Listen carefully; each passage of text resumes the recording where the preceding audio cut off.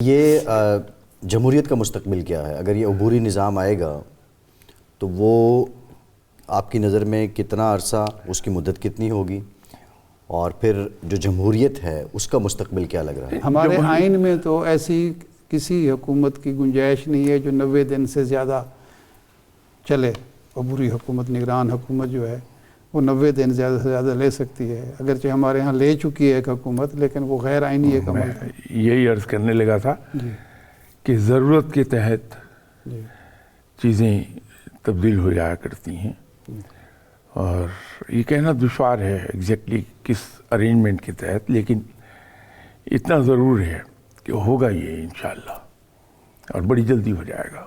ایک سوال ہے، آپ سے بھی ہر محفل میں ہوتا ہوگا، ہم سے بھی ہوتا ہے، بلکہ ہم کراچی میں تھے تو گورنر کامران ٹیسوری صاحب نے یہ کہا کہ لوگ ہمیں کہتے ہیں کہ جن کو باہر ہونا چاہیے وہ اندر ہیں، اور جن کو اندر ہونا چاہیے وہ باہر بیٹھے ہوئے ہیں۔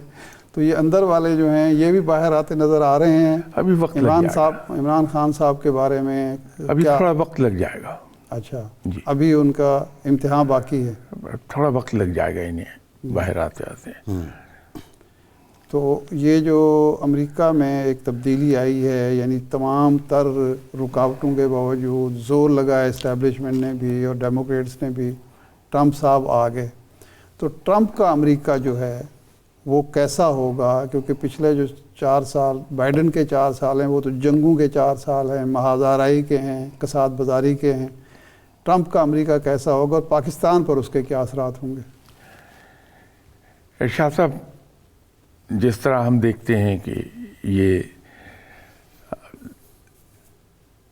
دنیا کاز اینڈ ایفیکٹ کی دنیا ہے، عالم الاسباب ہے، اور ہم یہاں 100 طرح کی پلاننگ کرتے رہتے ہیں، اسی طرح نیچر کے اپنے ڈیزائنز ہیں، اور وہ ان ڈیزائنز کو عملی جامہ پہنا کے رہتی ہے نیچر۔ رب تعالیٰ زمین پر خود تو نہیں اترتا کام کرنے کے لیے، وہ تو صرف سوچتا ہے، خیال آتا ہے اور کام ہو جاتا ہے۔ تو امریکہ ڈالر کو زوال تو ہے، اور بڑی تیزی سے ہے۔ اچھا، ہو سکتا ہے کہ جیسے اس عالم الاسباب کا ایک قاعدہ ہے، ایک کا زوال دوسرے کا عروج ہے، ایک کی موت دوسرے کی زندگی ہے، تو روپے کا عروج شاید اس وقت آ جائے جب ڈالر کو زوال آ رہا ہے۔ تو ڈالر کو تو بھگتنا ہے، اچھا، ایک سیدھا سا ڈالر بھی بھگتے گا اور انڈین روپی بھی بھگتے گا۔ اچھا، پاکستان کے ساتھ جس شخص نے فاؤل پلے کیا ہے، قدرت نے اسے چلنے نہیں دیا۔ صحیح، امریکہ اور انڈیا پاکستان کے خلاف بہت کچھ کر چکے، اچھا، اب شاید اس کو ہارویسٹ کریں گے جو انہوں نے بویا تھا۔ صحیح۔ اچھا، تو یہ بات میں آپ کو یقین سے کہہ جاؤں جی، صحیح۔ کہ ڈالر کا زوال بھی آ رہا ہے، اور یہ ٹرمپ کے دور میں میرا خیال ہے شاید اللہ اسی طرح اسباب بنا رہا ہے۔ اچھا، تو اسی طرح جو کچھ ہم نے بھگتا پچھلے جو پاسٹ ایئرز ہیں ہمارے 5-6، اس کو اب شاید انڈیا بھگتے گا۔ صحیح۔ اچھا، ڈالر کا اگر زوال آئے گا شاہ صاحب، تو کیا تمام تر جو ترقی ہے یا طاقت ہے وہ مشرق میں شفٹ ہو جائے گی، یا دنیا بائی پولر ہو جائے گی؟ نہیں، کہا تو یہ جاتا ہے کہ یہ جو 21st سینچری ہے یہ مشرق کی ہے، ایسٹ کی ہے، اور وہ نظر بھی آ رہا ہے۔ اب دیکھیے یہ کیا انہونی چیزیں سامنے آتی ہیں کہ چائنا جو کل تک کاپی کرتا تھا ٹیکنالوجی کی، کل تک پاکستان اس کو سبق دیتا تھا۔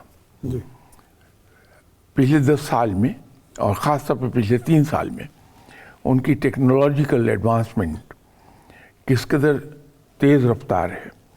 تو یہ سب وہ نشانیاں ہیں جو کہی جا رہی تھیں کہ 21st سینچری ایسٹ کی ہے، اور وہ آثار آ گئے۔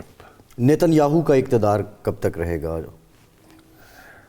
صاحب، بحیثیت مسلمان کے میری تو دعا یہ ہے کہ رب تعالیٰ اس کے اقتدار کو جتنی جلدی ختم کر دے اتنا اچھا ہے، اس لیے کہ نیتن یاہو صاحب کے ڈیزائنز مسلمانوں کی فیور میں تو بہرحال نہیں ہیں، ان کے اپنے ملک کے لیے یقیناً اچھے ہوں گے وہ، اور انہیں ہونا بھی چاہیے، لیکن بحیثیت مسلمان کی تو میری دعا یہ ہے کہ پروردگار کوئی ایسا سبب بنائے کہ مسلمان کی جان نیتن یاہو سے چھوٹ جائے۔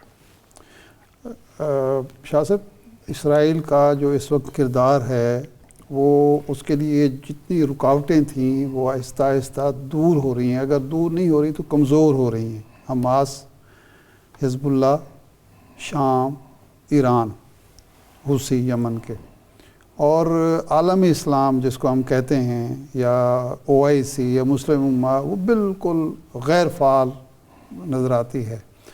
تو ایک تو ہم اگر ماضی میں جائیں اور جو پروٹوکول ہیں زیونسٹ کے وہ پڑھیں تو ایسا لگتا ہے کہ وہ رکاوٹیں دور ہو رہی ہیں، گریٹر اسرائیل کا جو ہے وہ ڈیزائن سامنے آ رہا ہے۔ تو ایسی صورت میں مسلمانوں میں کوئی احیاء کی تحریک نظر آتی ہے، امہ کوئی ریزسٹ کر سکے گی، اور اس میں پاکستان کا کردار ہوگا، اور یا ہم اسی طرح ہی کبھی چائنا کے ایک طفیلی کے طور پر، کبھی امریکہ کے طفیلی کے طور پر کریں گے، کبھی سعودی عرب کے طفیلی بن کر رہیں گے؟ ایک زمانے میں دو سپر پاورز تھیں، رومن اینڈ پرشین۔ کبھی کسی نے خواب میں بھی نہیں سوچا ہوگا کہ مدینہ منورہ سے ایک چھوٹی سی جماعت اٹھے گی، practically with no material resources, اور وہ اتنی تیزی سے چھا جائے گی اور یہ دونوں سپر پاورز کو وہ تہس نہس کر دے گی، زیر نگیں اپنے کر لے گی۔ یہ ہوا، اور کتنے سالوں میں صحیح۔ ٹوٹل اگر جمع کر لیں آپ صلی اللہ علیہ وسلم کا دور حکومت، حضرت ابوبکر صدیق رضی اللہ تعالیٰ عنہ، جناب حضرت عمر رضی اللہ تعالیٰ عنہ، 25 ایئرز بنیں گے، 24، میں رف راؤنڈ فگر دے رہا ہوں۔ 25 سال کے اندر آپ نے دونوں سپر پاورز کو ختم کر کے ایک نئی سپر پاور وجود میں آ گئی۔ جیسے ابھی تھوڑی دیر پہلے میں عرض کر رہا تھا کہ قدرت کے اپنے ڈیزائنز ہیں جو وہ کسی نہ کسی طور پوری کر لیتی ہے۔ ایک قدرت کا معجزہ تو میں آپ کو پوائنٹ آؤٹ کر سکتا ہوں، دیکھا ہم سب نے ہے، جب غزہ پر حملہ کیا ہے اسرائیل نے، سب سے زیادہ احتجاج کرنے والے نان مسلم تھے جی، اور اسرائیل کے اپنے بھی لوگ تھے۔ کبھی سوچا جا سکتا ہے کہ مغرب اٹھ کھڑا ہوگا اور احتجاج کرے گا مسلمانوں کے فیور میں؟ پروردگار نے کروا دیا۔ تو اسی طرح یہ جو کچھ ہو رہا ہے اس پہ مت جائیے، یہ دیکھیے کہ پروردگار کیا کرتا۔ تو اسرائیل نے جس قدر ظلم ڈھانے شروع کر دیے ہیں، قدرت تو برداشت نہیں کرتی۔ یہ اور بات ہے کہ قدرت کے یہاں ٹائم سکیل ذرا ڈیفرنٹ ہے، جس کی ہمیں سمجھ نہیں آتی، وقت لگ جاتا ہے، لیکن پے ہر کوئی کرتا ہے۔